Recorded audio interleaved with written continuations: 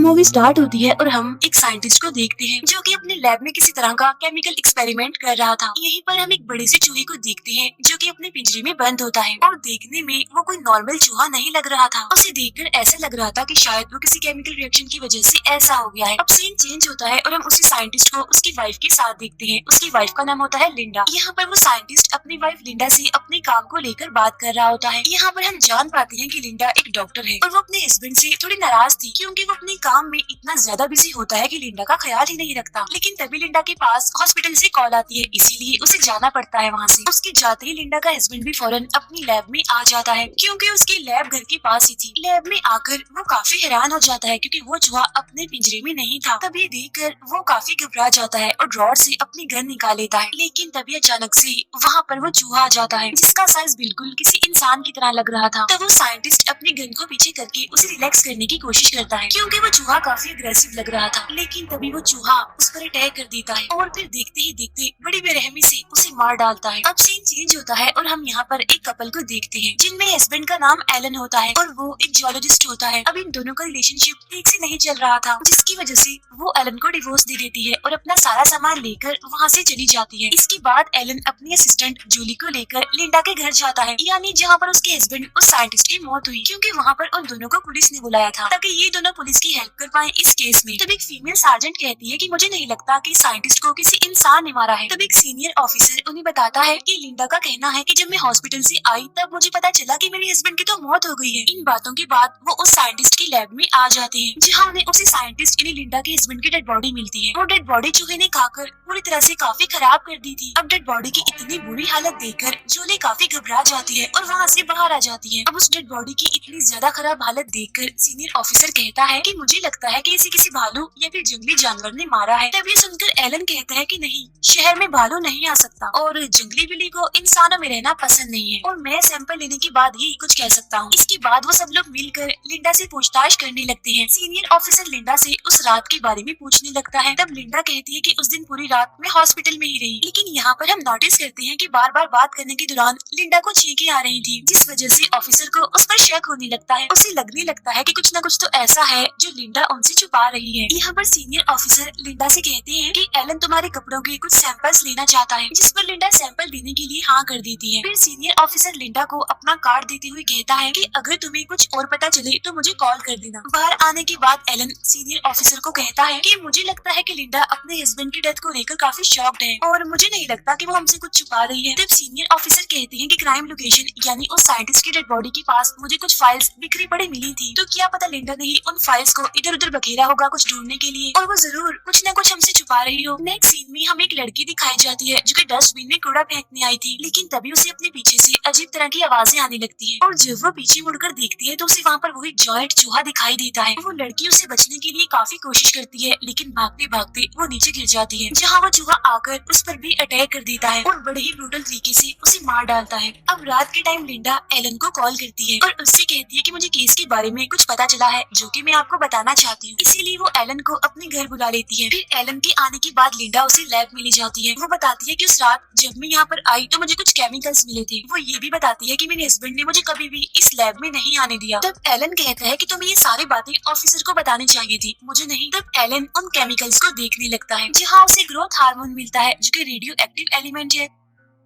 यहाँ पर लिंडा बताती है कि मेरे हस्बैंड अपने लैब में चूहों और रैबिट्स पर एक्सपेरिमेंट्स किया करते थे। फिर एलन यहाँ की कुछ पिक्चर्स बना लेता है। इसके बाद लिंडा उसे अपने घर ले आती है और वो दोनों ड्रिंक करने लगते हैं। इसी बीच एलन को वहाँ पर लिंडा की मदर की पिक्चर दिखाई देती है। तब एलन उनके बारे में पूछने लगता है लिंडा से। तब यहाँ पर लिंडा बताती है कि काफी टाइम पहले मेरी मदर की डेथ हो गई है क्योंकि वो एक कैंसर पेशेंट थी। यहाँ पर लिंडा कहती है कि इस केस में मैं हर तरह से आपका साथ देने के लिए बिल्कुल तैयार हूँ क्योंकि मैं जल्दी अपने हस्बैंड के किलर को पकड़ना चाहती हूँ। इसके बाद आगे वो एलन से उसकी वाइफ के बारे में पूछने लगती है, जिस पर एलन उसे बता देता है कि अब हमारी डिवोर्स हो गई है और हम एक दूसरे से अलग रहते हैं। Next day Alan police station जाता है जहाँ पर ऑफिसर उसे उसी लड़की के बारे में बताने लगते हैं जिसे कल रात उसे जॉइंट चूहे ने मारा है। ऑफिसर बताते हैं कि इस लड़की का मर्डर भी सेम वैसे हुआ है जैसे उस साइंटिस्ट का हुआ था। तब यहाँ पर एलन उन्हें बताता है कि कल रात मैं लिंडा के घर गया था जहाँ मुझे लैब से पता चला कि उसका हस्बैंड चूहों पर एक्सपेरिमेंट्स किया करता था, तो हो सकता है कि एक्सपेरिमेंट में किसी गड़बड़ी की वजह से वो चूहा एक क्रिएचर में बदल गया हो और उसी ने ही ही उस साइंटिस्ट और उस लड़की को मारा हो। तब यहाँ पर सीनियर ऑफिसर एलन पर गुस्सा करने लगते हैं और कहती है कि तुम हमें बताए बगैर लिंडा के घर क्यों गई, क्योंकि अभी वो हमारे शक के दायरे में है। क्या बताइए सब कुछ वही कर रही हो। तब एलन कहता है कि हमें पूरे शहर में लॉकडाउन लगा देना चाहिए ताकि हम जल्द से जल्द उस क्रिएचर को यानी उस जायंट चूहे को पकड़ सके। तब ये सुनकर ऑफिसर कहती है कि नहीं, हम लॉकडाउन नहीं लगा सकते क्योंकि हम उस जानवर उस क्रिएचर के बारे में कुछ नहीं जानते और हमारे पास कोई एविडेंस भी नहीं है जिससे लोगों के दिलों में डर बैठ जाएगा और हर तरफ अफरा तफरी मच जाएगी। लोगों को ये डर होगा कि कोई जायंट चूहा गलियों में घूम रहा है। इसके बाद एलन अपनी असिस्टेंट जूली के साथ लिंडा के घर आता है ताकि वो लिंडा को उस जायंट चूहे के बारे में बताकर उसे वार्न कर सके। तब एलन अकेला ही घर के अंदर जाने लगता है लेकिन उसे लिंडा घर में नहीं मिलती। लेकिन तभी वो लिंडा को कॉल करता है और उसे पता चलता है कि लिंडा घर में नहीं है, वो घर से बाहर गई हुई है। इसी बीच एलन को ऊपर वाले रूम से किसी की आवाज सुनाई देने लगती है। यहाँ वो कॉल पर लिंडा से बात कर रहा होता है और उसे बताता है कि तुम्हारे घर में कोई चीज है। तब एलन अपनी गन लेकर चेक करने के लिए रूम में जाने लगता है लेकिन तभी पीछे से वो चूहा आ जाता है और एलन को नीचे गिरा देता है। अब चूहा अपने नेल से उसकी कमर पर मारकर उसे काफी इंजर्ड कर देता है लेकिन एलन किसी तरह कमरे को बंद करके घर से बाहर आ जाता है और जल्दी से जूली के साथ वहाँ से निकल जाता है। फिर वो दोनों हॉस्पिटल आ जाते हैं जहाँ पर ऑफिसर एलन से पूछताछ करने लगते हैं कि वो इतना इंजर्ड कैसे हुआ, आखिर उसके साथ वहाँ पर हुआ क्या। तब एलन बताता है कि वहाँ मेरे ऊपर एक जायंट चूहे ने अटैक कर दिया जो कि किसी भालू के साइज का था और मुझे लगता है कि वो चूहा उस घर को अपना घर समझ रहा है, इसीलिए वो वापस वहाँ पर आया। और अब हमें ये पता लगवाना है कि आखिर वो बना कैसे और इतना बड़ा कैसे हो गया और उसे मारा कैसे जा सकता है। जब सीनियर ऑफिसर यहाँ पर कहते हैं कि हमारे पास 24 घंटों का टाइम है और हमें इस टाइम के अंदर अंदर उसे पकड़ना होगा और उसे जान से मार डालना होगा। फिर वो ऑफिसर एलन को बाहर बुलाकर उसे कहता है कि तुम अपना सारा टाइम बस इस केस में ही लगा दो और इसके अलावा किसी और काम पर ध्यान मत दो। फिर हॉस्पिटल में उसे मिलने के लिए लिंडा आती है और उसकी हेल्थ के बारे में पूछने लगती है। लिंडा यहाँ पर एलन को कहती है कि अगर मैं घर गई तो वो चूहा मुझ पर भी अटैक कर सकता है, मुझे मार सकता है। तब उसकी बात सुनकर एलन उसे अपने घर ले आता है। दूसरी तरफ हम एक लड़की को देखते हैं जो कि अपनी गाड़ी को रिपेयर करवाने के लिए एक मैकेनिक के पास आई होती है। अब क्योंकि वो मैकेनिक अपने गैरेज में अकेला ही होता है इसीलिए उसे ही उसकी गाड़ी को ठीक करने जाना पड़ता है और जब वो मैकेनिक गाड़ी को चेक कर रहा होता है तो तभी वो चूहा भी वहाँ पर आ जाता है और वो उस मैकेनिक पर भी अटैक करके उसे भी जान से मार डालता है। लेकिन वो लड़की उसकी कैबिन में ही होती है इसीलिए उसे पता नहीं चल पाता कि बाहर क्या हो रहा है। थोड़ी देर के बाद जब वो बाहर आती है अपनी गाड़ी के पास तो उसका पाँव नीचे फंस जाता है लेकिन तभी उसकी नजर उस चूहे पर पड़ती है जो कि उस मैकेनिक की डेड बॉडी को खा रहा था। तब वो लड़की उसे देखकर डर जाती है और वहाँ से भागने लगती है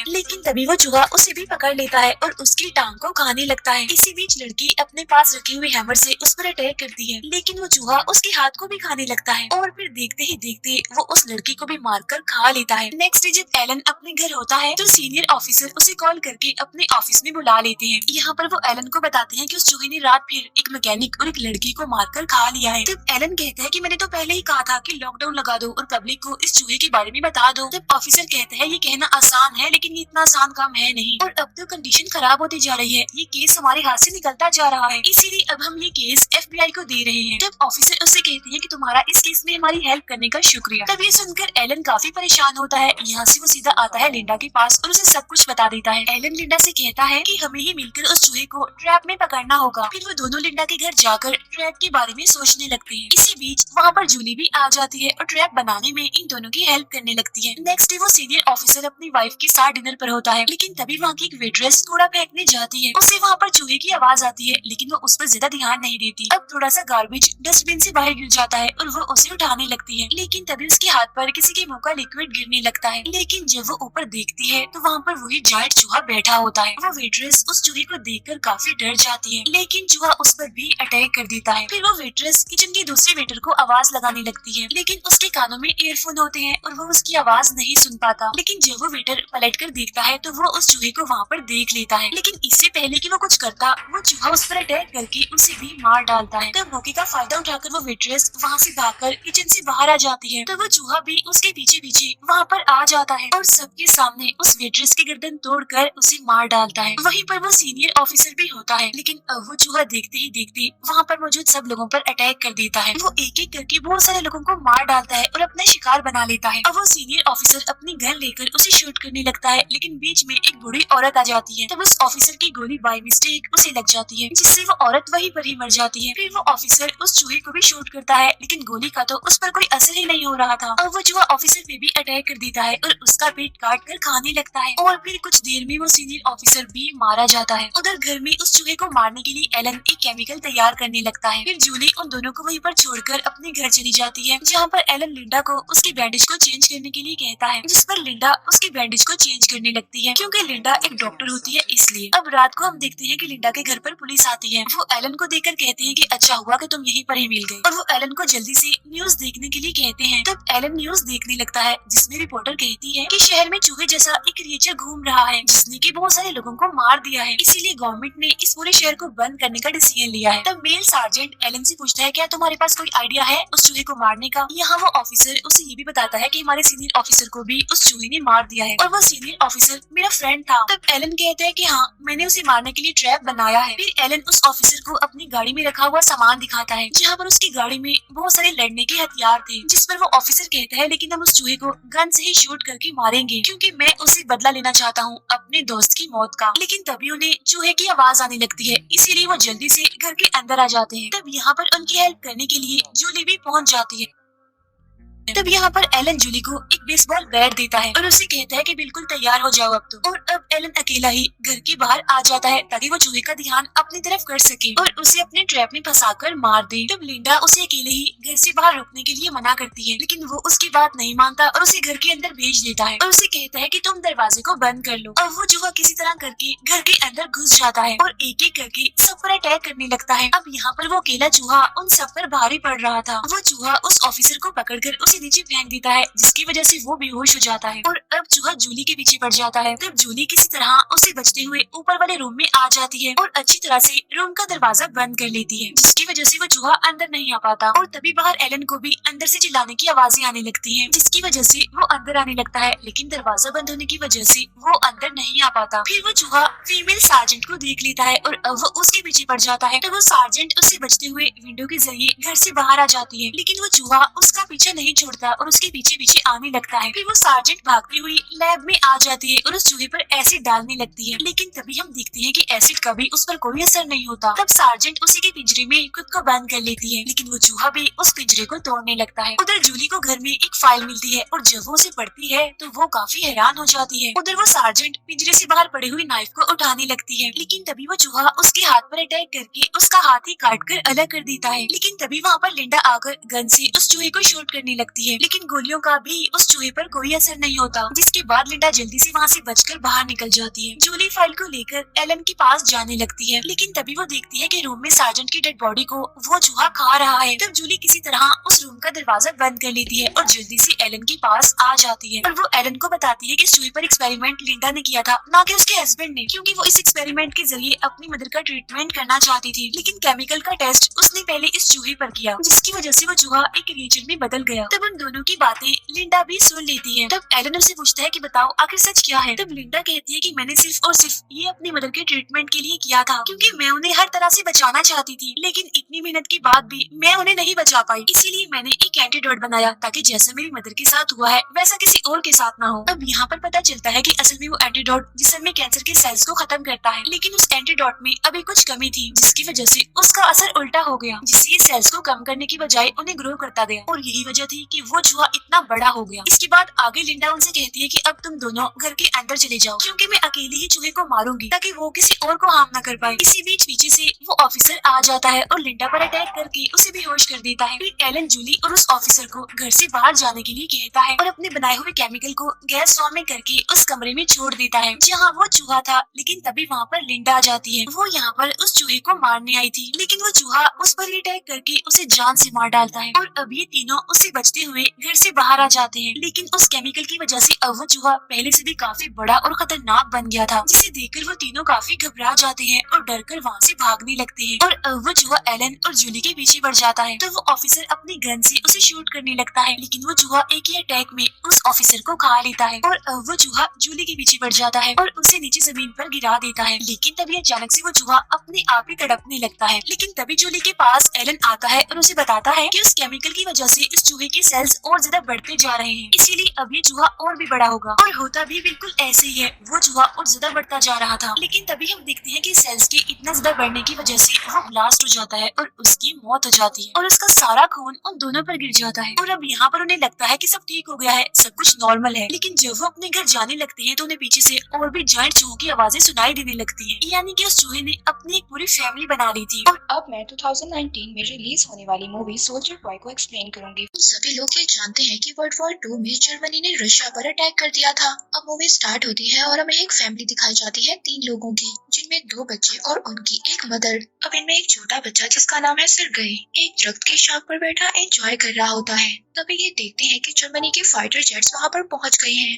इससे पहले वो फाइटर जेट्स उन पर अटैक करते उनकी मदर उनको चुपने का बोल देती है, मगर ये 6 साल का बच्चा अपनी मदर से कहता है कि मैं इन फाइटर जेट से नहीं डरता और मैं तो इन्हें अपने गुलेल के निशाने से ही तबाह कर दूंगा। और हैरानी की बात ये थी कि वो ऐसा ही करता है और वो ऐसा निशाना लगाता है कि फाइटर जेट तबाह हो जाता है। फाइटर जेट को तबाह करने के बाद ये बच्चा बहुत ज्यादा खुश हो गया था, मगर जब वो नीचे देखता है तो उसकी फैमिली तो चली गई थी। मगर तभी हम देखते हैं कि सरगई ड्रीम से उठ जाता है, यानी कि वो तो एक ख्वाब देख रहा था। वो जब ख्वाब से उठता है तो उठते ही सार वो अपनी मदर को पुकारता है, मगर तभी साथ ही उनका कोई दरवाजा खटखटाता है। पर तभी वो ये समझता है कि उसकी मदर आ गई है, लेकिन ये उसकी मदर नहीं थी, वो तो नेबर से कोई औरत आई थी। ये औरत बहुत ज्यादा परेशान थी, मगर तभी वो जब इस बच्चे को देखती है तो कहती है शुक्र है तुम जिंदा हो। और फिर वो औरत इस बच्चे को बताती है कि तुम्हारी मदर और तुम्हारे भाई दोनों की ही डेथ हो चुकी है। अब इस बच्चे को तो उस औरत का यकीन नहीं आ रहा था और वो कहता है कि मैं कहीं नहीं जाऊंगा, मैं घर में ही रहूंगा और अपनी मदर का वेट करूंगा, वो जरूर आएंगी मेरे पास। मगर तभी वो औरत कहती है कि पागल मत बनो, जर्मन्स ने अटैक कर दिया है और तुम्हें यहाँ से भागना ही होगा। अब इसी सब में वहाँ पर जर्मन्स के सोल्जर्स आ जाते हैं। वो औरत जल्दी जल्दी इस बच्चे को विंडो से बाहर निकाल देती है, मगर तभी इस औरत की डेथ हो जाती है क्योंकि जर्मन सोल्जर्स ने इसको देख लिया था और इसको शूट कर देते हैं। अब ये 6 साल का बच्चा बिल्कुल अकेला है, ना तो इसकी कोई फैमिली है और ना ही इसके कोई फ्रेंड्स हैं। अब सरगई बहुत ज्यादा भाग रहा था, जब वो बहुत ज्यादा भागता है तो पीछे मुड़कर देखता है उसका पूरा गाँव जल रहा था, कोई भी जिंदा नहीं बचा था सिवाय उसके, और अगर कोई जिंदा बचा भी था तो ये इसको नहीं जानता था। पर तभी सरगई भागते हुए बार बार पीछे मुड़ता है और अपनी मदर को आवाज देता है। ये बच्चा अब बहुत ज्यादा डर भी गया था और ये भागता भागता जंगल में जाकर गिरता है। इस छोटे बच्चे को रास्तों का क्या पता था, ये बार बार अपनी मदर को पुकार रहा था कि शायद वो आए और आकर इसको ले जाएं, क्योंकि ये खो गया है और आगे इसको कुछ भी नहीं पता कि इसे कहाँ जाना है। रात को ये बच्चा जंगल में ही स्टे करता है। फिर हम देखते हैं अगली सुबह ये बच्चा दरिया से पानी पी रहा था कि तभी वहाँ पर ये जर्मन के सोल्जर्स देखता है और ये जानता था कि ये लोग बहुत ज्यादा खतरनाक हैं और इन्होंने इनके मुल्क पर हमला कर दिया था। ये वहाँ पर उनसे छुपने लगता है। ये वहाँ पर मौजूद ट्री की रूट्स में जाकर छुप जाता है कि तभी वहाँ पर ये एक बहुत बड़ा सांप देखता है जो कि इसके पास आ रहा था, मगर वो इसको काटता नहीं है, वो वहाँ से चला जाता है। हम देखते हैं कि ये बच्चा इतना तो सांप से नहीं डर रहा था जितना ये सोल्जर से डर रहा था। ये सोल्जर्स दरिया के किनारे बैठकर मछलियाँ खाते हैं और फिर वहाँ से चले जाते हैं। इनके जाने के बाद ये बच्चा इनका बचा हुआ खाना खाता है। ये बच्चा 2 दिन से चलता जा रहा था, मगर इसको ये पता नहीं था कि इसकी मंजिल कहाँ पर है और इसे ये बात नहीं पता थी कि इसने कहाँ जाना है। और इसने 2 दिन से ठीक तरह से खाना भी नहीं खाया था। भूख और प्यास की शिद्दत बहुत ज्यादा थी, लेकिन इसके बावजूद ये चलता जा रहा था और ये रुक नहीं रहा था और इस बच्चे के पाँव जल जल कर जख्मी हो गए थे। मगर वो तभी अपने सामने जंगली पेरिस देखता है और उनको खाने की कोशिश करता है। इससे पहले कि उन्हें खा था उसके पीछे एक बहुत बड़ा ब्लास्ट हो जाता है। अब ये बच्चा बहुत ज्यादा डरा हुआ था, तभी इसको ऐसा महसूस हो रहा था कि कोई उसके पीछे है। उसको ऐसा लग रहा था कि जैसे कोई उसका पीछा कर रहा है। इतना डरा हुआ होने और इतने छोटे होने के बावजूद ये फिर भी बहुत ज्यादा बहादुर था और अपने बचपने में ये बच्चा उस आदमी से कहता है कि मैं तुमसे डरा नहीं हूँ और देखो मेरे पास तो राइफल भी है। मगर हकीकत में तो वहाँ पर कोई भी आदमी नहीं था, ये सिर्फ उस बच्चे की हेलुसिनेशन थी। अब हम देखते हैं कि ये बच्चा बेहोश हो जाता है। जब ये बच्चा बेहोश हो जाता है तो ये रशियन आर्मी को मिलता है। वो लोग इसको अपनी आर्मी बेस में लेकर चले जाते हैं। इसके बाद हमें आर्मी बेस का सीन दिखाया जाता है जहाँ पर एक कमांडर को सोल्जर्स का वेट कर रहा था। अब यही सोल्जर्स जब उस कमांडर के पास जाते हैं तो इन्हीं के पास वो छोटा बच्चा होता है। ये बच्चा बहुत ज्यादा डरा हुआ था, तभी सोल्जर्स इस बच्चे को बताते हैं कि वो लोग इसकी साइड पर हैं, इसलिए वो उनसे ना डरे। ये सुनकर उस बच्चे में थोड़ा सा कॉन्फिडेंट आता है और उसका डर कम हो जाता है। वो इनके सामने खुद को इंट्रोड्यूस करवाता है सोल्जर्स को इस बात पर हंसी आती है। अब सरकई जब अपना इंट्रोडक्शन दे देता है तो वो सोल्जर से हाथ मिलाने के बाद कहता है कि वो भी उसको अपना इंट्रोडक्शन करवाएं। बच्चे की मासूमियत देखकर सोल्जर्स भी बहुत ज्यादा मुतासिर हो गए थे। इन सोल्जर्स को इस बच्चे से प्यार हो गया था। ये सभी सोल्जर्स इसके इर्द गिर्द इकट्ठे हो गए थे। कोई उस बच्चे को पानी पिला रहा था और कोई उसको खाना खिला रहा था। नेक्स्ट सीन में हमें एक नर्स को दिखाया जाता है जो कि सरकई को कपड़े पहना रही थी और वो भी इसकी पर्सनालिटी को देखकर काफी मुतासिर हो गई थी। वहाँ पर जो बच्चे थे वो इस नर्स से कहते हैं कि इस बच्चे पर पानी का टैंक फेंक दो क्योंकि ये बड़े होकर सोल्जर बनना चाहता है। वहाँ पर और भी सोल्जर्स होते हैं जो काफी ज्यादा जख्मी होते हैं। वो जब बच्चे से बात करते हैं तो उनका दिल भी काफी ज्यादा हल्का हो जाता है। सरकई वहाँ पर कमांडर का बैज और उसकी जब गन देखता है तो वो और ज्यादा मुतासिर हो जाता है। कमांडर बच्चे के मासूम सवालों के जवाब भी देता रहता है और साथ ही साथ अपनी गन भी बच्चे को खेलने के लिए दे देता है जब उसमें कोई बुलेट नहीं होती ताकि बच्चा किसी का नुकसान ना कर दे। आहिस्ता आहिस्ता सरकई के जख्म भर रहे थे और वो ठीक हो रहा था। वहाँ पर मौजूद सभी लोग सरकई से बहुत ज्यादा अटैच हो गए थे। अब नर्स यहाँ पर कमांडर से कहती है कि क्यों ना सरकई यहाँ पर हम लोगों के साथ रहे। कमांडर का ये कहना था कि वो इस बच्चे को ऑर्फन हाउस में भेज देंगे। यहाँ पर सभी लोग सरकई से बहुत ज्यादा अटैच हो गए थे। सोल्जर्स अपने फ्री टाइम में इस बच्चे के पास बैठते और इसकी बातें सुना करते थे। ये सोल्जर्स उसके लिए बहुत ज्यादा चीजें भी लाते थे, कभी उसके लिए फ्रूट्स लाते थे तो कभी उसके लिए टॉयज लाते थे। यहाँ पर सरकई सोल्जर्स को बताता है कि वो बड़ा होकर सोल्जर बनना चाहता है। तभी एक सोल्जर कमांडर के पास आता है और उनसे कहता है क्या ये बच्चा बटालियन में रह सकता है। तो इसकी बात सुनकर कमांडर भी अब सोच में पड़ गया था।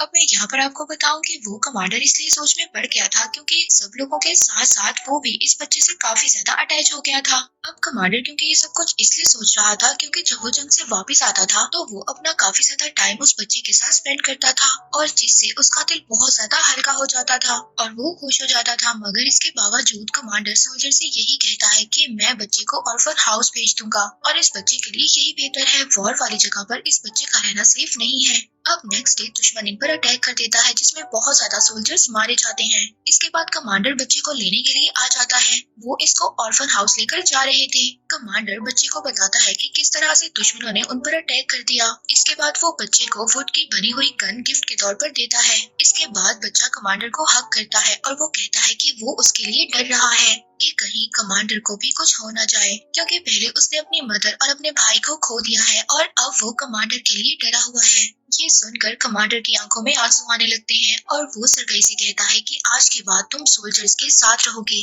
और मेरे बेटे बनकर रहोगे। इसके बाद सभी सोल्जर्स मिलकर रात को डिसाइड करते हैं कि सरकई के कपड़े कैसे होंगे। वो उसके लिए एक यूनिफॉर्म स्टिच करते हैं। अगली सुबह जब सरकई उठता है तो इसको ये क्लॉथ्स गिफ्ट किए जाते हैं। सरकई जब इस यूनिफॉर्म को पहनता है तो वो बहुत ही ज्यादा क्यूट छोटा सा सोल्जर लग रहा था। सरकई भी इस यूनिफॉर्म को पहनकर बहुत ज्यादा खुश था और सभी लोग इसको लिटिल सोल्जर के नाम से बुला रहे थे। अब ये बच्चा ये यूनिफॉर्म पहनकर खेल रहा था, इधर उधर भाग रहा था। तभी जर्मन बटालियन पर अटैक कर देते हैं। ये सोल्जर्स जल्दी से इस बच्चे को सेफ प्लेस पर ले जाते हैं और खुद लड़ना स्टार्ट कर देते हैं। बटालियन पर मौजूद सोल्जर्स जख्मी हो गए थे अटैक की वजह से। इन सबको ऐसे देखकर सरकई बहुत ज्यादा परेशान हो गया था मगर वो खुद को यूजलेस नहीं करना चाहता था। वो खुद को यूजफुल बनाना चाहता था और वैल्यूएबल बनाना चाहता था। इसलिए वो सोल्जर्स को पानी देने लगता है। जिन्हें प्यास लगी थी वो उनको पानी पिलाता है और जिन्हें खाना खाना था उनके लिए खाने का अरेंजमेंट करता है। तभी एक सोल्जर बच्चे से कहता है कि उसकी फैमिली की तरफ से जो लेटर आया है उसको पढ़कर सुनाए क्योंकि उसकी आंखों पर बैंडेज था और वो देख नहीं पा रहा था।